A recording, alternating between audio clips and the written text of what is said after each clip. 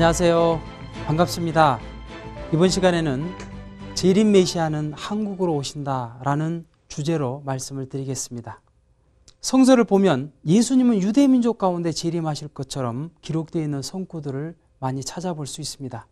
마태복음 10장 23절에 이스라엘의 모든 동리를 다 다니지 못해서 인자가 오리라라고 말씀을 하셨고, 또 마태복음 16장 26절에 여기 섰는 사람 중에 인자가 그 왕권을 가지고 임하는 것을 볼 자들도 있다고 기록하고 있는 것입니다.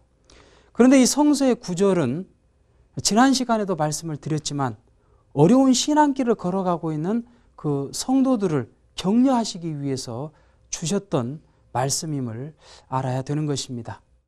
마태복음 21장 33절 이하를 보게 되면 예수님께서는 포도원의 비유를 통해서 재림 주님을 맞을 백성은 유대 민족이 아님을 분명하게 말씀하고 계시는 것입니다. 하루는 포도원의 주인이 농부들에게 그 포도원을 세를 내줍니다. 그러면서 타국으로 건너갔는데 이제 열매 맺을 때가 되니까 그 종들을 보내가지고 세를 받아오라고 그럽니다. 그런데 그 농부들이 그 종들을 때리고 또는 돌로 치고 때로는 죽이기까지 합니다. 그러니까 그 주인은 더 많은 종들을 농부들에게 보냅니다. 그런데 이번에도 농부들은 종들을 죽입니다. 그러니까 그 주인은 자신의 아들을 보냅니다.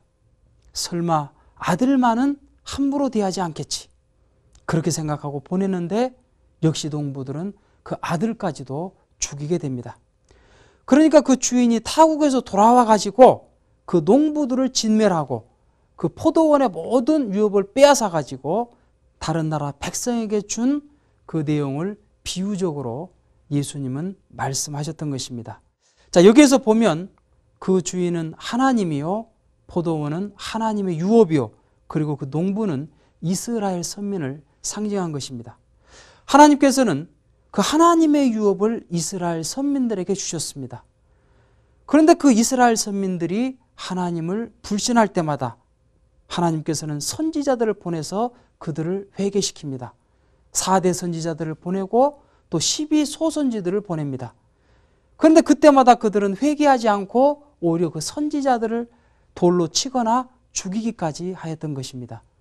그리고 하나님의 독생자였던 예수님을 보냈지만 결국 이스라엘 선민들은 예수님까지 십자가에 내몰고 말았던 것입니다.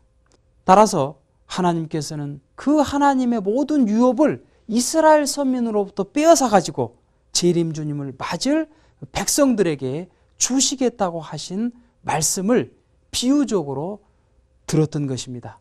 실제 유대 민족들은 예수님을 죽이고 나서 400년 동안이나 나라 없는 소름을 당했고 600만이나 되는 이스라엘 민족들이 대학살을 당했던 것입니다. 원래 이스라엘이라고 하는 말은 야곱이 천사와의 씨름을 통해서 승리함으로써 받은 이름인 것입니다. 따라서 야곱의 후손인 이스라엘 선민들은 믿음으로 승리한 민족이라는 의미를 가지고 있습니다. 로마서 2장 28절 이하를 보면 대저 표면적 유대인이 유대인이 아니요 표면적 육신의 할례가 할례가 아니라 오직 이면적 유대인이 유대인이라고 설명하고 있습니다. 또 로마서 9장 6절 이하를 보면 이스라엘에게서 난 그들이 다 이스라엘은 아니다라고 설명하고 있는 것입니다. 그렇다면 십자가 이후에 이스라엘 선민은 과연 누구일까요? 로마서 11장 21절을 보면 유대인의 넘어짐으로 구원이 이방인에게 이르러 이스라엘로 시기나게 함이니라 라고 기록되어 있는 말씀처럼 이스라엘 선민은 아브라함의 혈통적인 후손이 아니라 아브라함의 믿음을 이어받아서 그 사명을 계승할 기독교 신도가 되었던 것입니다. 그렇다면 예수님은 어디로 재림하시는 것일까요?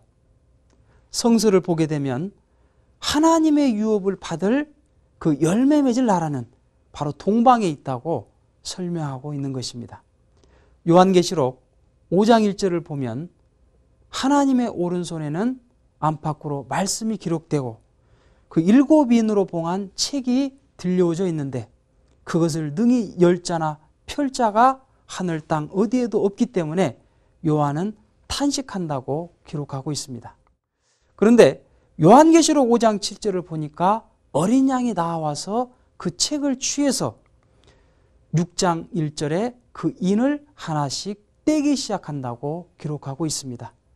그러면서 마지막 인을 떼는 것을 남겨두고 그 7장은 이제 삽입경으로서 기록되어 있는데 7장 2절에서 3절 이하를 보면 천사가 해돋는 곳, 즉 동방으로부터 올라와서 마지막 심판 때의 택함을 받은 14만 4천 무리에게 어린 양과 아버지의 인을 치셨는데 그 자리에 요한계시록 14장 1절에 어린 양, 곧 예수님이 계시더라 라고 기록되어 있는 것입니다.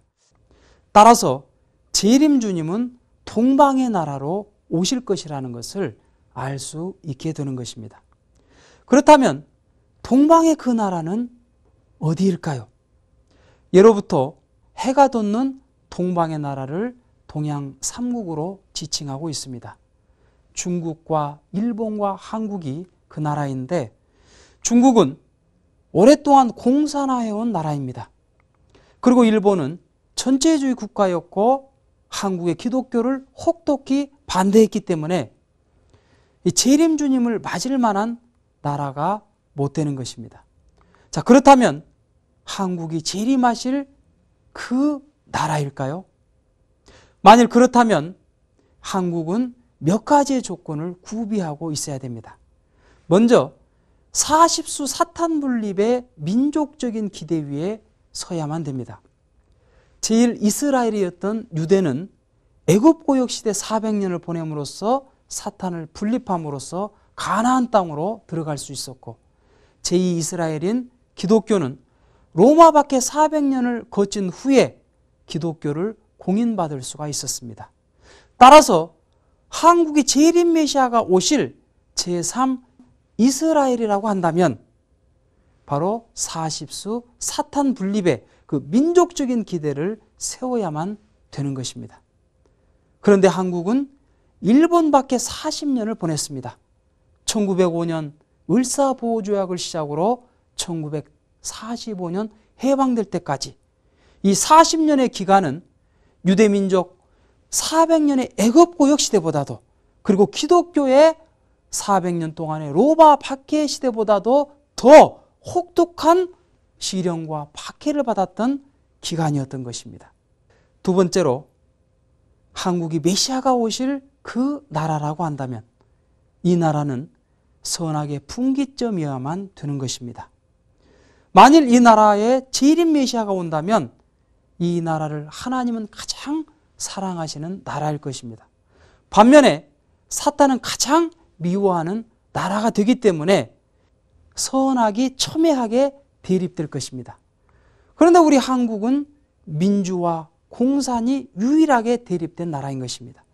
민주주의는 하나님을 믿는 나라요. 공산주의는 하나님을 배척하는 나라로서 이 선악의 그 첨예한 대립을 이루고 있는 것입니다. 세 번째로 이 나라가 재림 메시아가 오실 그 나라라고 한다면 하나님의 심정의 대상이 되어야 되는 것입니다.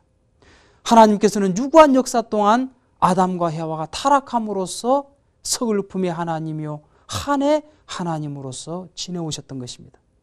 따라서 이 민족도 그러한 하나님의 심정을 느낄 수 있는 민족이어야만 되는 것입니다. 이 민족은 천회가 넘는 외부로부터의 침입을 받으면서 고난의 민족이었고 한의 민족이었던 것입니다. 그래서 새가 지저귀는 것을 새가 운다고 표현하고 있습니다. 문풍지가 바람에 휘날리는 것을 문풍지가 운다고 할 정도로 우리 민족은 고난의 민족이요 서러움의 민족이었던 것입니다. 그럼에도 하늘을 공경하고 사람을 사랑하는 경천 애인의 민족성을 가지고 있는 나라인 것입니다. 동해물과 백두산이 마르고 닳도록 하느님이 보호하사 우리나라 만세 유일하게 애국가 속에 하나님이 등장을 하는 그 나라가 대한민국인 것입니다. 네 번째로 이 나라는 정신문화의 결실지가 되지 않으면 아니 됩니다. 우리 한국 땅에 종교가 들어오면 들어올수록 그 종교는 우리 한국 문화로 토착화해가지고 크게 번성하고 융성되는 것을 볼 수가 있는 것입니다. 곧 이 나라의 재림주님이 오실 그 정신문화의 결실지이기 때문에 그런 것입니다. 다섯 번째로 이 나라에 재림 메시아가 오신다면 예언자의 증언도 있어야 되는 것입니다. 우리 민족 속에는 오랫동안 정감농이라 켜감유록 등의 그 예언서가 있음으로써 앞으로 이 땅에 구세 성현이 오실 것이다 하는 예언을 하고 있는 것입니다. 정감독의 구조를 몇 가지만 살펴보면 십승대도, 동양내 천지진동 축복송, 조소거역 부지중 당난거철 진가소라. 십승대도는 동양에서 나타난다. 천지가 진동하도록 축복을 받으라는 소리가 들릴 것이다. 그 소리를 비웃고 거역하면 자신도 모르게 사마귀와 말뚱구리 같은 미약한 벌레가 수레를 막는 것 같아서 성인은 웃을 것이다. 선관선녀 상배자 호천예도 상왕공 천하만방 통일운 개벽일의 초봉운이라. 선남선녀의 짝을 지어주고 성인은 평안히 계실 것이다. 하느님께 기도로서 예물을 드리고 짝을 지어받은 선남선녀는 귀한 자녀를 얻을 것이다. 이렇게 하면 온 세계를 통일하게 될 것인데 이것은 천지가 열린 후 처음 있는 일이다 라고 기록하고 있는 것입니다. 자, 그렇다면 재림주님은 누구실까요? 지난 시간에 섭리적 동시성 시대를 설명하면서 재림주님은 1917년에서 1930년 사이에 탄생하시는 분이라고 설명을 드렸습니다. 그리고 한국 땅으로 탄생을 하시고 세상 앞에 조롱과 비웃음을 당하는 분이시요 선남선녀를 짝지어주고 온 세계를 통일해 가시는 분, 과연 그분이 있을까요? 한국 땅을 찾아봤더니 유일하게 한 분이 계십니다. 그분이 바로 통일교회의 창시자 문선명 선생이신 것입니다. 선생은 종교를 넘고 인종을 넘고 국가를 넘어서 세계적인 차원에서 국제 합동 결혼식을 끊임없이 해 나오셨던 것입니다. 1960년 36상을 시작으로 해서 4억상에 이르기까지 수많은 축복 행사를 진행해 오셨던 것입니다. 이것은 92년도에 있었던 3만상 축복식의 사진입니다. 그리고 95년도에 있었던 36만상 축복식의 사진입니다. 인공위성을 통해서 세계 만방이 이 축복식에 참여를 했던 것입니다. 그런데 이 통일교회 축복식 행사를 보면 특징적인 것이 하나가 있습니다. 그것은 각계 종교의 종단장들이 참석을 해가지고 거기에서 축사를 해준다는 것입니다. 우리는 그 하나만을 보더라도 이 통일교회 축복식이 단순한 어떤 종파의 그리고 종단의 축복식이 아니라 세계적인 종교를 넘는 축복 행사라는 것을 알 수가 있는 것입니다. 실제 2001년도에 보게 되면 이슬람교의 지도자, 기독교의 목사님, 그리고 천주교의 신부님들이 이 축복 행사에 참여함으로써 이 축복을 받았던 것입니다. 그 중에 한 예를 들어본다면 교황청의 요한 바오로 2세를 보좌했던 이 밀링고 대주교가 있는데 이 사람은 차기 교황 후보로까지 거론될 정도로 명망 있는 사람인 것입니다. 그런데 이분이 문선명 선생님의 가르침을 받고 한국인 여성과 그 문선명 선생의 주례를 통해서 축복 결혼을 받았던 것입니다. 이분은 미국 이마니 템플의 창설자로서 스탈링스 대주교인데 이분도 문선명 선생의 가르침을 통해서 일본인과 축복을 받고 자녀를 낳아서 잘 살고 있는 것입니다. 그리고 유엔 본부에서도 세계평화 축복식이 거행이 되었던 것입니다. 여러분, 이 시대에 이것이 기적이 아니면 무엇이겠습니까? 이 시대에 종교혁명이 있다면 이것이 종교혁명이 아니고 무엇이겠습니까? 따라서 이 축복 결혼식은 단순히 남녀가 만나는 결혼의 의식이 아니라 중생의 의식인 것입니다. 원래 하나님을 중심 삼고 아담과 해와가 참된 선남선녀로서 성혼을 통해 가지고 인류의 참 부모가 되었더라면 하나님의 뜻은 처음부터 이루어졌을 것입니다. 그러나 아담 해와가 타락됨으로써 그 후 아담으로 예수님께서 오셔가지고 이 땅을 다시 지상 천국으로 복귀하려 하셨지만 결국 준비되었던 이스라엘 민족이 예수님을 십자가에 달리게 함으로써 예수님은 십자가 이후에 영적으로나마 성신과 함께 영적인 참 부모가 됨으로써 영적으로만 구원 섭리를 해주셨던 것입니다.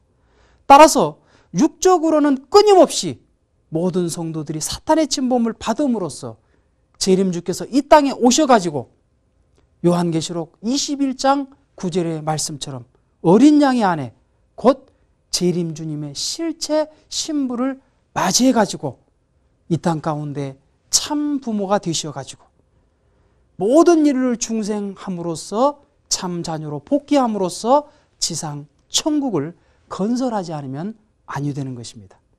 모든 인류를 중생할 수 있는 그 의식이 무엇이냐? 그것이 바로 축복인 것입니다. 만일 아담과 해와가 하나님으로부터 축복을 받는 그런 입장에서 인류의 선의 부모가 되었더라면 그 토대 위에 모든 자녀들은 선의 자녀가 되었을 것입니다. 그런데 그것을 하지 못했기 때문에 탕감 복귀에 의해서 다시 하늘로부터 선남 선녀로 서가지고 축복을 받음으로써 이 사탄의 혈통을 잘라버리고 하늘의 혈통으로 전환되는 의식이 바로 이 축복 의식인 것입니다. 따라서 이것은 돌감람나무를 참감람나무로 접붙이는 의식이요 바로 충생을 이루는 길인 것입니다. 무궁화동산 조선이 처음으로 세계의 중심이 되네. 세계 모든 백성들이 부모의 나라로 섬기네. 만성천자가 나와 왕중 왕이 되네. 왜 한국이 부모의 나라가 되겠습니까? 그것은 이 땅에 재림주로 오시는 그 참 부모님이 이 땅에 오시기 때문에 부모의 나라가 되는 것입니다. 1996년 지구촌 과학의회에서 나네트 크리스트 존슨이라고 하는 사람이 놀라운 논문 하나를 발표했는데 미륵 부처는 면류관을 쓴 한국인이라는 논문을 발표하게 되었습니다.